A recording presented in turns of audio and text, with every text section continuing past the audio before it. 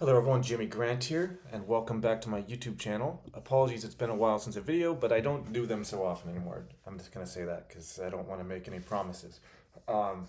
Just because there's a lot of content out there, and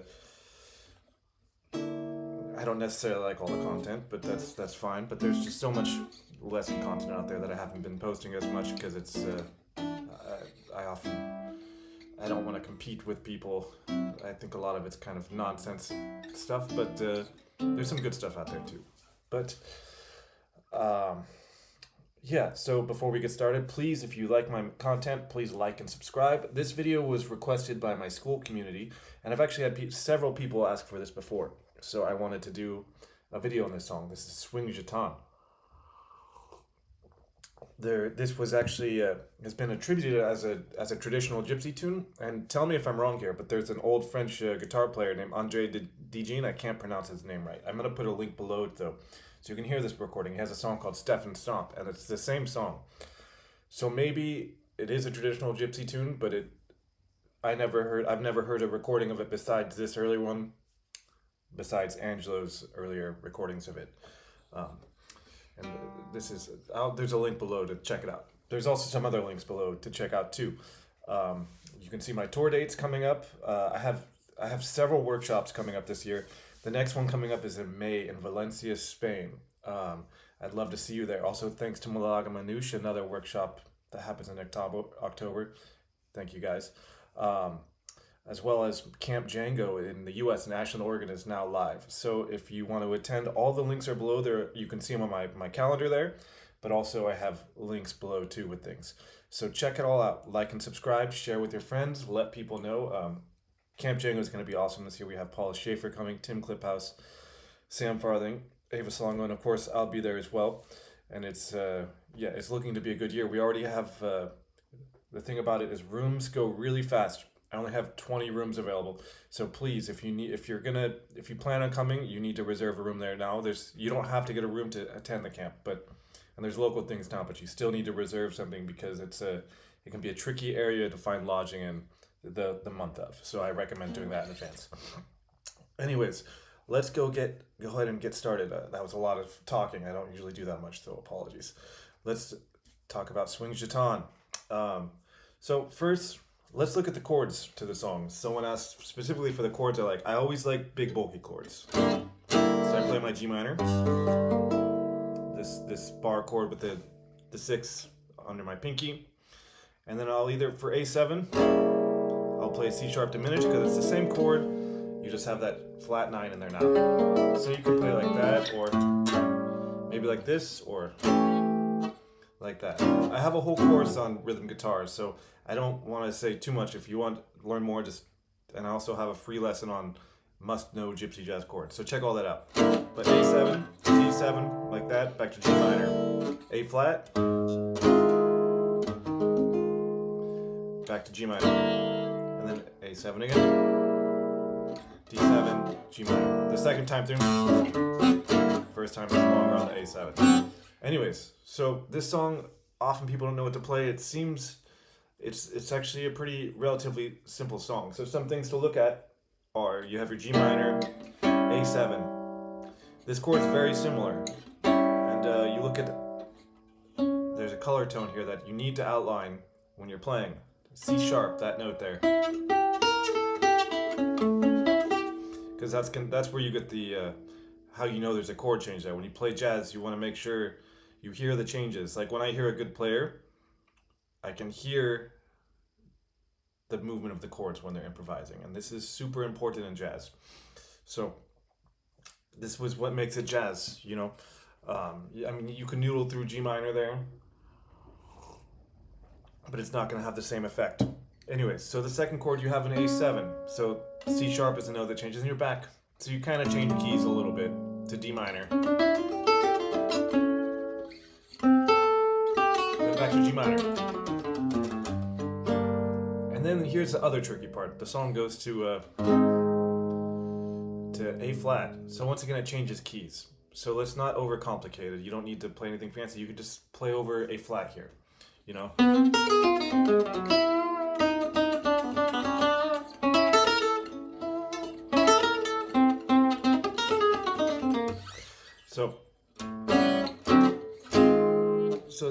So we're gonna go over some arpeggios here in a second. And maybe this lesson will actually be a little longer than usual. And then back to G minor. So we're back home again. So really the song's only 4 chords. So let's look at the chord tones. You have your G minor. You have your A7. So you have a G and a C sharp in there. And then you have your D7. So you have your D, F sharp, C, and then back to G minor. So it's really important to know all your arpeggios here. So like, there's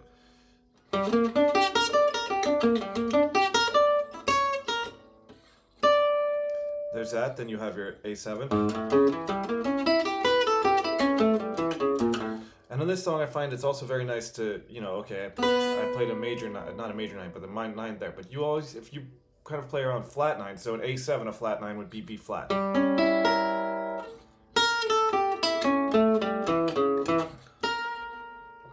Yeah, so you have your chord tones. So yeah, you can play arpeggios.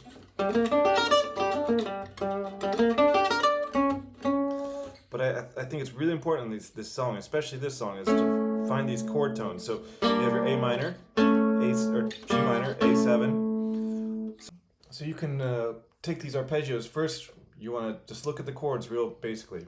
You have 2 bars of G minor, 1, 2, 3, 4, 1, 2, 3, 4, D7, 2 bars of D7 back to G minor. So you can take the chords and just play arpeggios, just play simple arpeggios.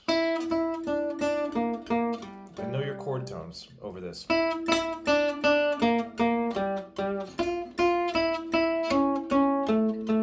So I was playing a G minor 6, E, sharp 5th, F,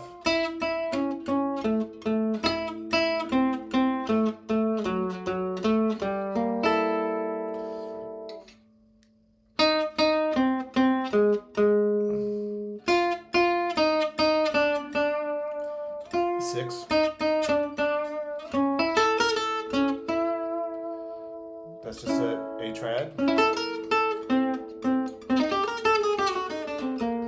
And this is something that's something that Angelo Debarre uses over this, is he plays a C minor over the D7. It's a nice trick because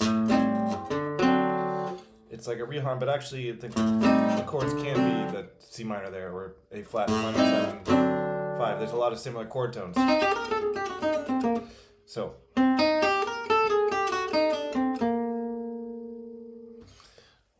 something like that's very nice over this song. But let's take a step back here and go with some simple things. Let's take a metronome and just 2, 1, 2, 3. This is like if we're playing halftime with the metronome. Okay, here's from the top.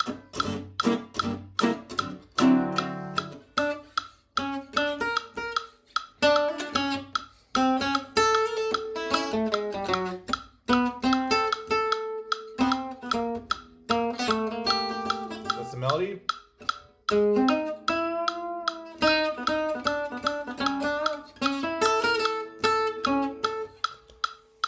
Okay, here it is from the top, and if you just, even if you just take these simple chord tones, you could come up with a lot of stuff here. Look at the melody. So.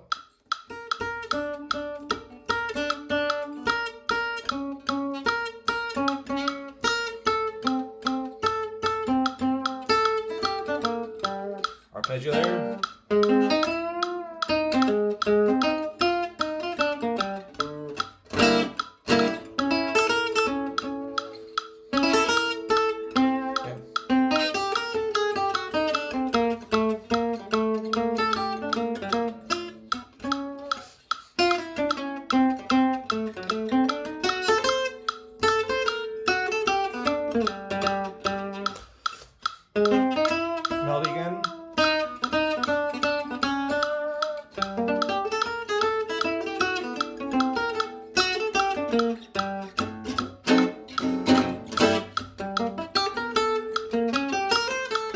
Kind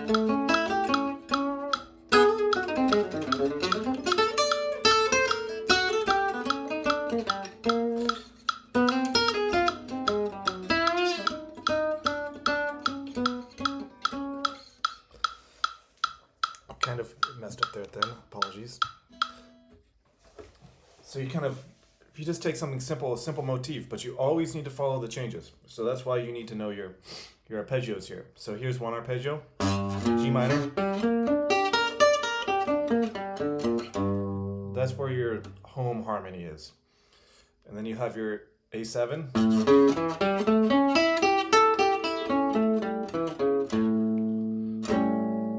Really try to memorize all these tones in here though. And then you have the same thing for D7. That was flat 9.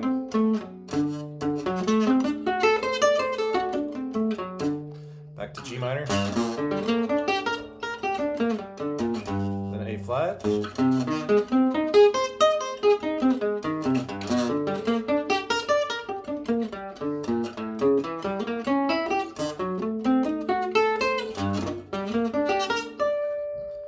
So that's the second time through, shorter turnaround.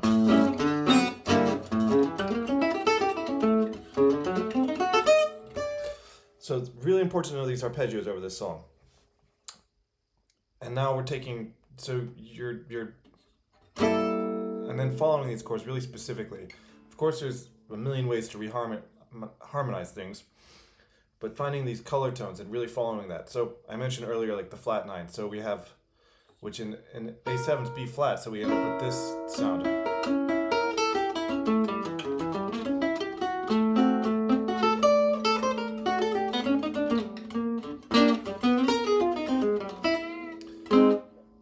So those arpeggios are super important to know. Of course, you want to always kind of have something simple, and I'll put another version down there. I think Sammy Desat has a really nice, simpler version of this too.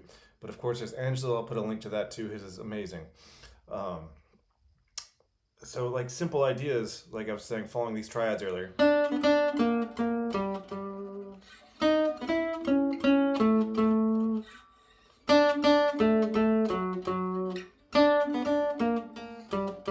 So that's one concept you can use over this, kind of following the chords real simply, and then maybe adding some, you can add like a harmony there. So add a minor 6. A 13. Flat 9. So it's a flat 9 over D7.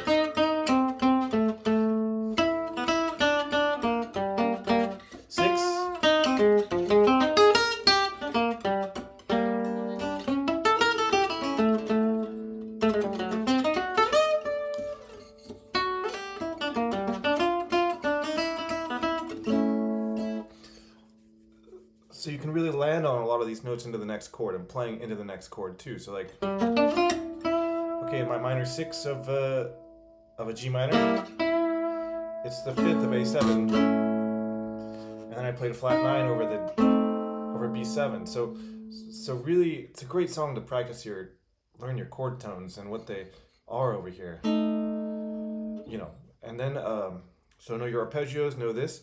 And then another thing you can practice, and Angelo uses this a lot, and Django too, is enclosures. So something like this.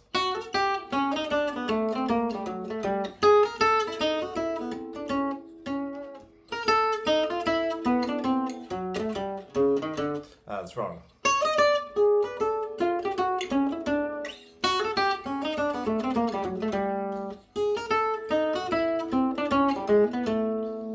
And then over D, you could be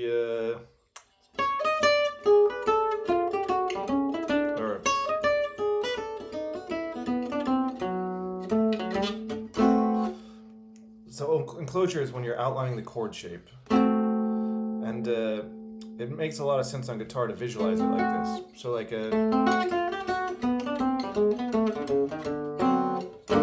so any of the notes in that chord, you can take an enclosure and play around them. Sometimes it's half steps, so you can use your ears to figure this out. It's usually pretty straightforward. So it's like a flat 9 over the dominant chords.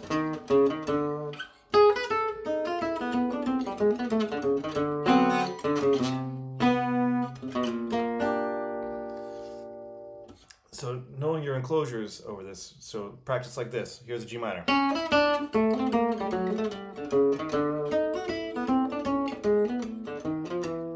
then over D. Back to G minor. Up if you want. A flat, back to G minor. A7.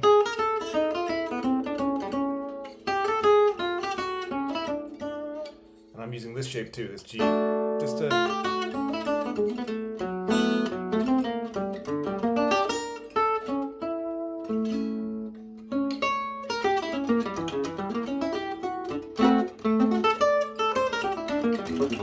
So you can take that and then blend everything too. So you have your enclosures and your arpeggio and your color notes. That's an A, so that also works, but it's nice to get the flat 7 in there, the G, somehow.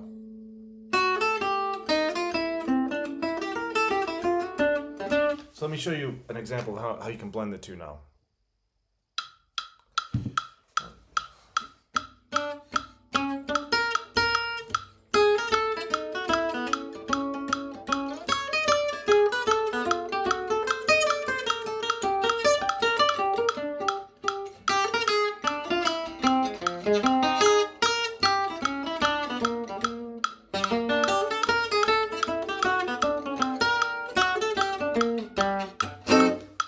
Threw a Django lick in there too. That's a blend of enclosures over this fine. And it works because it's a passing chord and you can play a G minor over an A7. So it's from the first course of minor swing, but it's a nice little trick. So this is a nice way to blend things on that song, you know, just mixing enclosures and arpeggios. And you know, the melody, there's a lot just in the melody to take and use that as your solo. So like...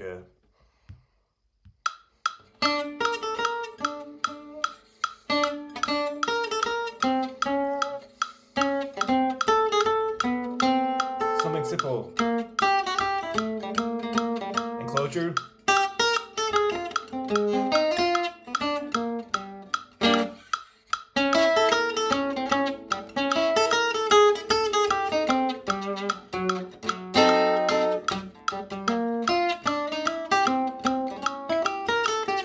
Simple.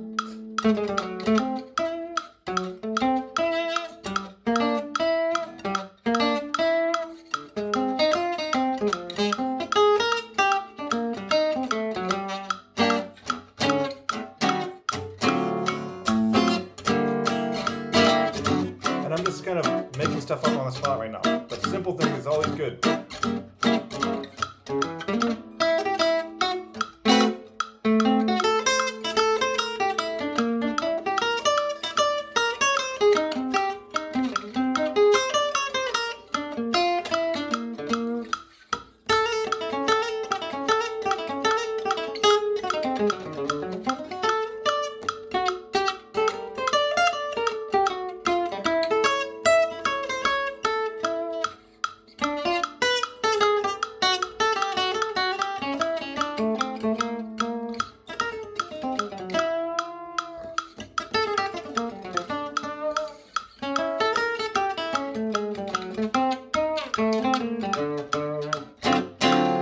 So that's kind of blending all these concepts together.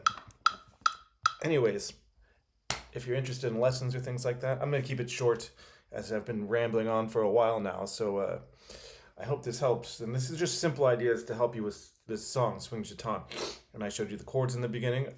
If you'd like to delve deeper into it, I do online lessons and things. So shoot me a message, comment here, find me. I'm easy to find. So anyways, thanks for watching, like, and subscribe, and please check out the workshops I have coming up, and a lot of them are with some really great other musicians too, not just me. So I'd love to see you there. And yeah, check out my SKOOL community. I have a lot of free stuff in there as well. So see you all soon.